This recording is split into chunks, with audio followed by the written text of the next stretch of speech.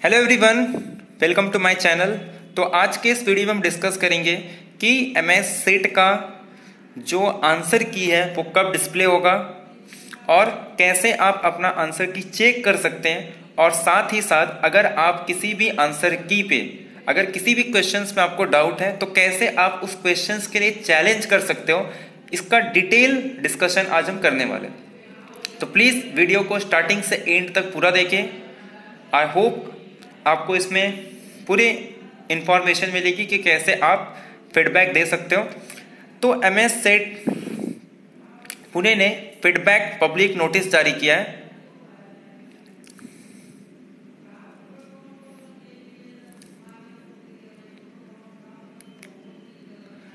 देखो, ये public notice है कि the candidates who appear for the state eligibility test held on 27 दिसंबर, यानी कि वो कैंडिडेट जो 27 को अपीयर हुए थे 2020 शुड नोट दैट कि द इंटरिम आंसर की and the online feedback form are uploaded on the university website on 22/1/2021 and will be available up to 29/01/2021. The students who are not satisfied with the answer in the answer key display may give their feedback challenge answers in the prescribed online feedback form with evidence.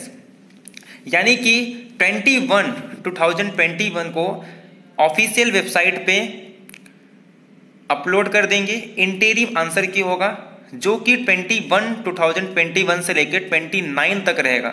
और आपको क्या करना है, अगर किसी भी question पे आपको डाउट है तो कैसे आप चैलेंज कर सकते हैं उसके बारे में आपको कुछ बताया कि the candidate should note that कि the following things before submitting the online feedback form. अगर आप ऑनलाइन फीडबैक फॉर्म भरना चाहते हो तो उसके पहले आपको कुछ नोट्स याद रखने। फर्स्ट नोट कि first ensure the question for which the feedback is to be given. तो सबसे पहले आपको ये इंश्योर करना है कि किस क्वेश्चंस के लिए आपको फीडबैक देना है, और accordingly draw a demand draft of appropriate amount ₹10,000 पर question on any branch of bank of Maharashtra और HDFC bank in favour of finance accounts officer Savitribai Phule Pune university Pune payable eight Pune. तो आपको क्या करना है, एक डीडी करना है। कितने रुपीस का? 1000 पर क्वेश्चन। तो आपको याद रखना है पर क्वेश्चन के आपको 1000 देने, यानी कि जितने नंबर ऑफ क्वेश्चन के लिए आपको फीडबैक देना है उन सारे क्वेश्चन के आपको 1000 पे करने होंगे। यानी कि अगर आपको 2 क्वेश्चन के लिए फीडबैक देना है तो 2000, 3 क्वेश्चन के लिए देना है तो 3000। तो इसी अकॉर्डिंग आपको पर क्वेश्चन के अकॉर्डिंग आपको 1000 आपको पे करना है। Each candidate can submit only online feedback form only once, यानी कि एक स्टूडेंट सिर्फ एक टाइम क्या कर सकता है, ऑनलाइन फॉर्म भर सकता है। Fill the required information in the online feedback form. तो आपको क्या करना है, जो भी रिक्वायर्ड इंफॉर्मेशन होगी वो आपको ऑनलाइन फीडबैक फॉर्म में भरना है। After successful submission of the form through online mode take a print out of the same. और एक बार आपका जो भी आपने फॉर्म सबमिट किया अगर वो सबमिशन हो जाता है तो उस फॉर्म को आपको क्या करना है, प्रिंट आउट लेना है। The print out of the feedback form along with DD Xerox copy of documentary evidences if any should reach to the coordinator सेठ भवन सावित्रीबाई फुले पुणे यूनिवर्सिटी पुणे 411 5 फरवरी 2021।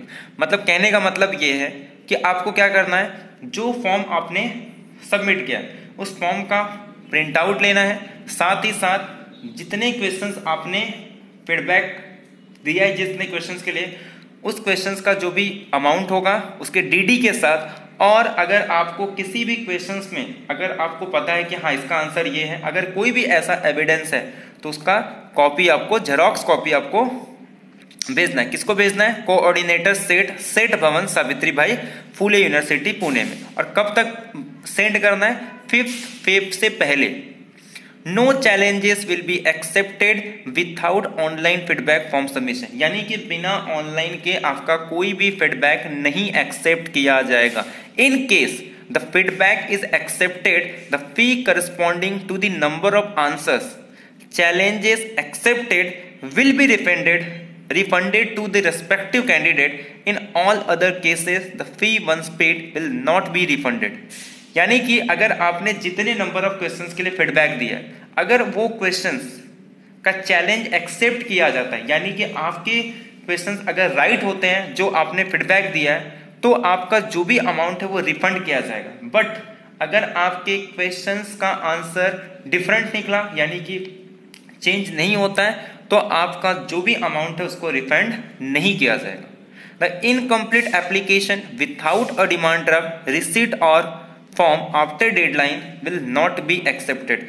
तो अगर आपका इनकम्प्लीट एप्लीकेशन है, जैसे कि बिना डिमांड ड्राफ्ट के या फिर डेडलाइन के बाद, जो कि डेडलाइन दिया है 5 फेब, उसके बाद अगर आप कोई भी रिसिट कोई भी फॉर्म भरते हो तो आपका वो एक्सेप्ट नहीं किया जाएगा।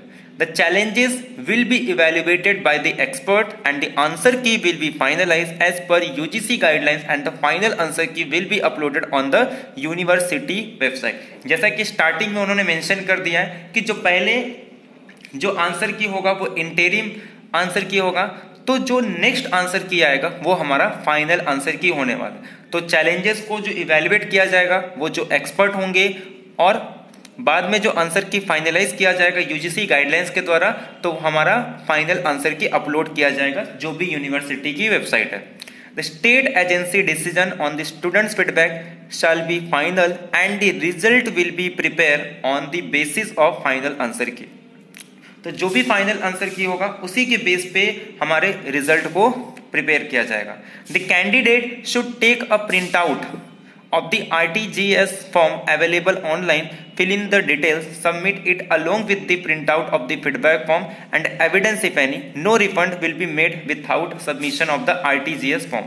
तो जो कैंडिडेट चाहते हैं प्रिंट आउट लेना RTGS फॉर्म का, जो कि अवेलेबल ऑनलाइन होगा, फिल इन द डिटेल्स, और उसको आप सबमिट कर सकते हो किसके साथ, जो भी फीडबैक फॉर्म होगा उसके प्रिंट आउट के साथ आप सबमिट कर सकते हो अगर आपके पास कोई भी एविडेंस होगा। और इसके लिए आपको कोई भी रिफंड नहीं किया जाएगा अगर आप RTGS फॉर्म को के बिना अगर उसे सबमिट करते हो। As per UGC guidelines and as a notify in the notification for a said 27 December 2020, the grievances will not be accepted once the said result is declared. तो जैसा कि यूजीसी का गाइडलाइंस है और उन्होंने जिस तरीके से नोटिफिकेशन में नोटिफाई किया है सेट 2027 दिसंबर, तो जो भी आपकी शिकायत होगी सेट के रिजल्ट डिक्लेयर होने के बाद उसको एक्सेप्ट नहीं किया जाएगा। यानी कि हम ये सिंपल लैंग्वेज में ये कह सकते हैं कि जो आपका आंसर की आने वाला है वो 2021 को आपका आंसर की, जो कि इंटरिम आंसर की होगा, और आपको उसको चैलेंज करना है। कब तक चैलेंज करना है? 5 फेब के पहले। और आपका जो भी आंसर होगा उसको एक्सपर्ट के द्वारा पहले उसको इन्वेस्टिगेट किया जाएगा कि आपका आंसर राइट है या नहीं। उसके बाद अगर सपोज आपका आंसर राइट होता है तो आपका जो भी अमाउंट है उसको रिफंड किया जाएगा, अदरवाइज आपके अमाउंट को रिफंड नहीं किया जाएगा। और उसके बाद फाइनल आंसर की डिस्प्ले होगा जिसके अकॉर्डिंग हमारा रिजल्ट आने वाला है। तो ये था नोटिफिकेशन जो कि सेट 27 को जिन्होंने पेपर दिया था उसके रिस्पेक्ट में। तो आई होप आपको ये समझ में आया होगा कि किस तरीके से कब हमारा कट ऑफ और कब हमारा आंसर की आने वाला है, कहाँ पे आप चेक कर सकते हो ऑफिशियल वेबसाइट पे, और कैसे आपको उसके फीडबैक के लिए फॉर्म भरना है। तो आई होप आपको ये वीडियो पसंद आया होगा। तो मिलते हैं नेक्स्ट लेक्चर में कुछ नए नोटिफिकेशन के साथ या किसी नए लेक्चर के साथ। Thank you very much.